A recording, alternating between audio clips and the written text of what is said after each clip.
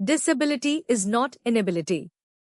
With this powerful message, Diksha Vedantu educator Dr. Krishna B.S. has created a remarkable record. Dr. Krishna, who has been an educator for the past 15 years, was felicitated by the India Book of Records in Bangalore for completing the longest car journey to Umlingla by a specially abled individual.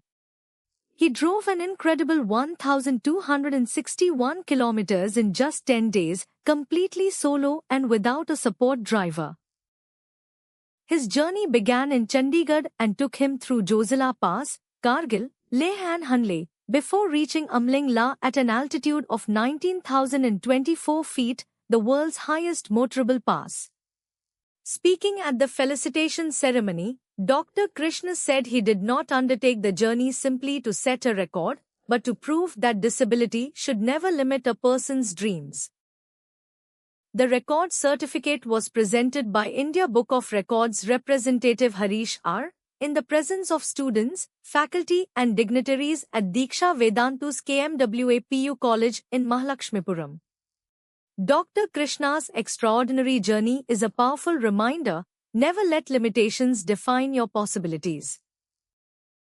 ನನ್ನ ಹೆಸರು doctor Krishna ಅಂತ ದೀಕ್ಷಾ ವೇದಾಂತನಲ್ಲಿ regional head ಆಗಿ work ಮಾಡ್ತೀನಿ.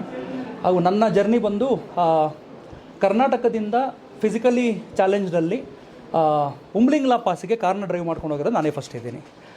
ಇದು India book of records ಕಡೆಯಿಂದ recognition ಸಿಕ್ಕಿದೆ. ಹಾಗೂ ಭಾರತದಲ್ಲಿ ನಾನು ಎರಡನೇ ಅವನು. ಮೊದಲನೇ ಎರಿಕ್ ಪಾಲ್ ಅಂತ ಇದ್ದಾರೆ, ಎರಡನೇ ನಾನು ಈ ಒಂದು ಜರ್ನಿನ ಮಾಡಿರೋದು. ಚಂಡೀಗಢದಿಂದ ಉಮ್ಲಿಂಗ್ಲಾ ಪಾಸಿಗೆ 1261 ಕಿಲೋಮೀಟರ್ನ ಡ್ರೈವ್ ಮಾಡಿ, ಉಮ್ಲಿಂಗ್ಲಾ ಪಾಸ್ ಅಂದರೆ ಅದು 19,024 ಅಡಿ ಎತ್ತರದಲ್ಲಿ ಸಿ ಲೆವೆಲ್ಗಿಂತ ಮೇಲ್ಗಡೆ ಇದೆ.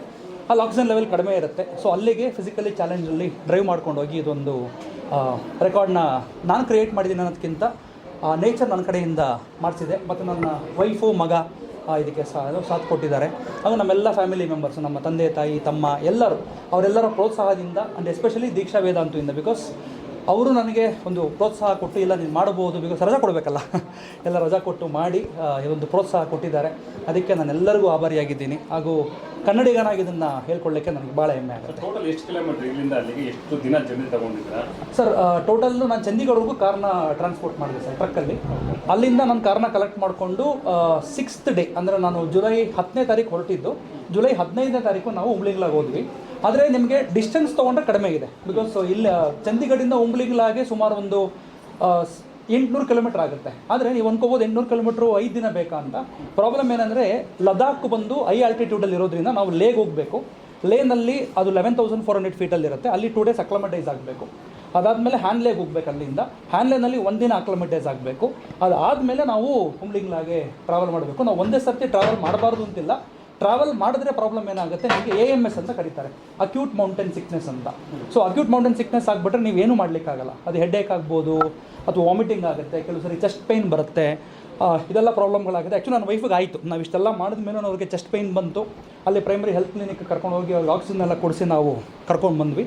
ಸೊ ಅದರಿಂದಾಗಿ ನಂದು 5-6 ದಿನ ತೊಗೊಳ್ತು. 6ನೇ ದಿನಕ್ಕೆ ಸಬ್ಮಿಟ್ನ ಮಾಡಿದೆ ನಾನು. ಸರ್, ಈಗ ಏನಂದರೆ ನೀವು ಫಿಸಿಕಲ್ ಹ್ಯಾಂಡಿಕ್ಯಾಪ್ಟ್ ಇದ್ದರೆ, ಈಗ ಕೆಲವೊಬ್ಬರು ಫಿಸಿಕಲ್ ಹ್ಯಾಂಡಿಕ್ಯಾಪ್ಟ್ ಅಂದರೆ ನಮ್ಗೆ ನಮ್ಮ ಕೈನೂ ಆಗೋದಿಲ್ಲ ಅಂತ ಈ ಯೋಚನೆ ಬಂದಿದೆ ಸರ್. ಮೊದಲನೇದಾಗಿ ಇದು ನನ್ನ ಮೊದಲನೇ ಟ್ರಿಪ್ ಏನಲ್ಲ, ಟು ಬಿ ಹಾನೆಸ್ಟ್. ನಂದು 2024ರಲ್ಲಿ ಒಂದು 5,500 ಕಿಲೋಮೀಟರ್ ಹೋಗಿದ್ದೀನಿ.